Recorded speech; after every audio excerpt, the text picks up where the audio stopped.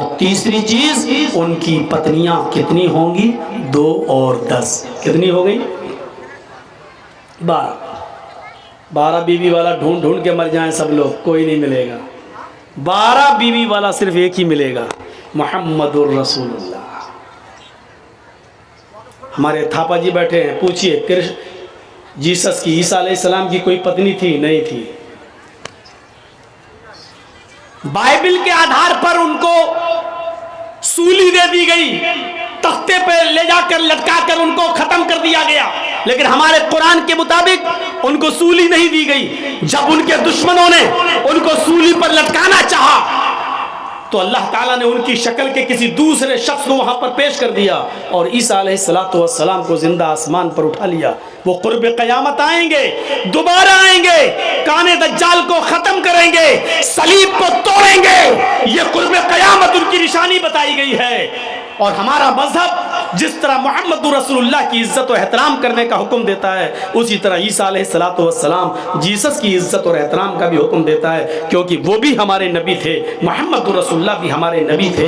इस्लाम सारे नबियों को के ऊपर ईमान लाने को जरूरी करार देता है। अगर हम मोहम्मद को मानते हैं, ईसा को नहीं मानते हैं, तो हम मुसलमान नहीं हो सकते हैं। मेरे प्यारे साथियों, हमारे मजहब के अंदर मुसलमान होने के लिए जरूरी है, अगर आप मोहम्मद को नबी मानते हैं तो ईसा को भी आपको नबी मानना पड़ेगा, मूसा को भी पैगंबर मानना पड़ेगा, और जितने नबी अल्लाह ताला ने भेजे उन तमाम नबियों पर ईमान लाना पड़ेगा। मेरे प्यारे भाइयों, यही इस्लाम की असास है। वो तफरीक बैनल मज़ाहिब नहीं चाहता है, वो दुनिया के तमाम मजहबों के दरमियान नफरत नहीं चाहता है। वो ये चाहता है कि अच्छी चीज तुम्हें जहां से मिले ले लो। अगर अच्छी चीज हिंदू धर्म से मिल रही है तो ले लो, ईसाई मजहब से मिल रही है तो ले लो, ईसाइयत से मिल रही है तो ले लो, जैन धर्म से मिल रही है तो ले लो।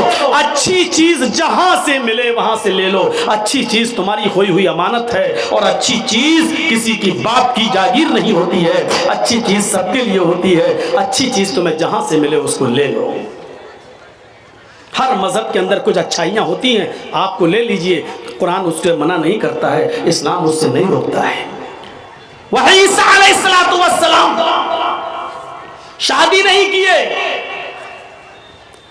और आ जाइए सुलेमान अलैहिस्सलाम, उनकी 99 बीवियों का जिक्र हदीस में मिलता है। कितनी बीवियां थी? 99। दाऊद अलैहिस्सलाम के पास कितनी बीवियां थी? 1000। 99 वाले हैं, 1000 बीवियों वाले हैं। इब्राहिम अलैहिस्सलातु वस्सलाम की 2 बीवियों का जिक्र मिलता है, सारा और हाजरा। बाद रिवायतों में 3 का भी मिलता है कि उनकी 3 बीवियां थी। चलिए 2 मानो या 3 मानो, 2 और 3 बीवी वाला जिक्र मिलता है। रामचंद्र जी के पास एक पत्नी थी सीता, लेकिन राम के पिता राजा दशरथ के पास 3 पत्नियां थीं।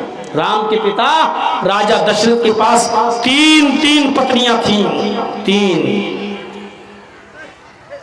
और आप मनुस्मृति पढ़ेंगे तो उसमें लिखा है कि राजा बहुत सी पत्नियां रखता था, और लिखा है कि राजा अपनी पत्नियों को लेकर जब जंगल में सैर के लिए निकले, पत्नी नहीं लिखा, पत्नियों, जमा का सीगा, राजा जब अपनी पत्नियों को लेकर निकले, पत्नियों यानी एक राजा कई पत्नी रखता था। और हमारे नवाबों का दौर उठाकर देख लो, लखनऊ के नवाब और फला नवाब, तो एक नवाब के पास 300 बीवियां भी मौजूद थी।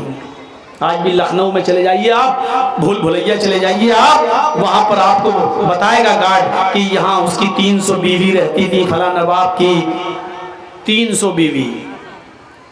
तो 300 वाले बहुत मिलेंगे। सबसे ज्यादा अगर कहीं मिलता है जिक्र, सबसे ज्यादा अगर किसी ने बाजी मारी है तो वो थे कृष्ण कन्हैया जी, जिनके बारे में महाभारत में लिखा है 16,108।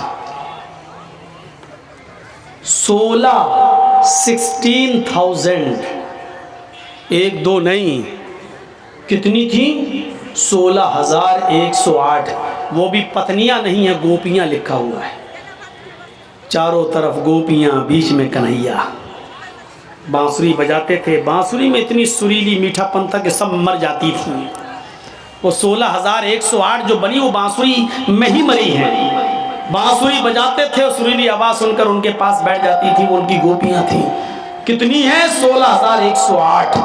लेकिन मसला न 16,000 का है, मसला न 2-3 का है, मसला न 99 का है, न 1000 का है। मसला यह है कि 12 बीवी वाला आखिरी नबी होगा, अंतिम ऋषि वो होगा जिसकी 12 बीवियां होंगी। तो 12 बीवी यानी 11 तो बीवियां और एक लौंडी, एक बांदी मुकौकिस के बादशाह ने, मुल्क शाम के बादशाह ने जो 2 लड़कियां तोहफे में भेजी थी, अल्लाह के नबी सल्लल्लाहु अलैहि वसल्लम को गिफ्ट के तौर पर दी थी।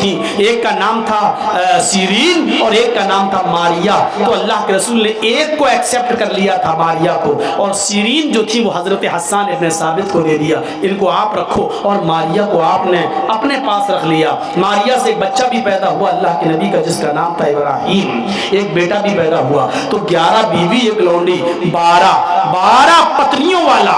चूंकि लौंडी से भी बीवी वाला काम लिया जा सकता है, इसलिए उनको भी हम बीवी में शामिल कर रहे हैं। तो 11 पत्नी, एक लौंडी, तो क्या हुआ?